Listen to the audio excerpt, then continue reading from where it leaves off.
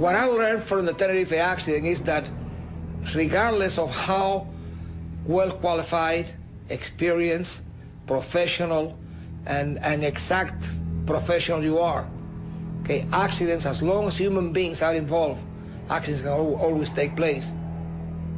The insurers pay out a record sum, $2 billion in today's money. As for the survivors, the images of the 27th of March will always be with them. They've just learned to live with them, that's all. And whenever I have friends that travel, I tell them, make sure you know where your exit is, make sure you read all that stuff, know how to get out of the airplane. I mean, those are important things. I never had nightmares.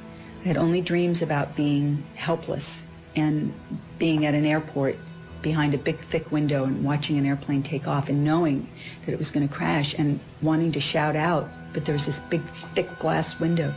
You're just helpless, and that's what you feel, is this, because our responsibility is to take care of everyone, and that's what we want to do, and we couldn't do it. We couldn't save them. The loss of my husband had a tremendous impact on my life, on my son's lives, on my extended family's lives. It was huge. And you can see how strange life is, you know, that things like that happen, that you get off and they go on, and perhaps if the plane left a minute later, it wouldn't have happened. I think it brought home to me how quickly you can leave this life and how everyone should enjoy life every and each day as much as you possibly can. Well, after the crash, I decided to start a family. I thought maybe I will stay home and have children. I thought, you know, my friends have died, and if I let myself sit in this little apartment, it's going to be as if I'm curled up and died, and that's not fair to them. I can honor them best by living a life, a full life, and not being afraid.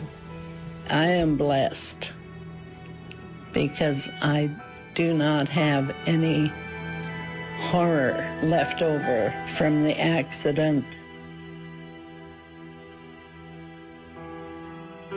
I felt ashamed the first while. And a long time I thought, you know, I wish I died, because I felt very bad. I was scared for quite a while after the crash, but I knew if I flew with Joan, she would pull me out again. I had to quit the NTSB. I didn't retire. I felt so bad that I became ill. I had to go to a doctor and get some medication because I got sick. I went back to Tenerife, my wife and I had a driver take me out to the airport and show me the runway, and I looked at it all. I did it all over again. And then I went back and took the Golden Odyssey steamship from the Royal Cruise Line to sort of complete the situation which I had missed.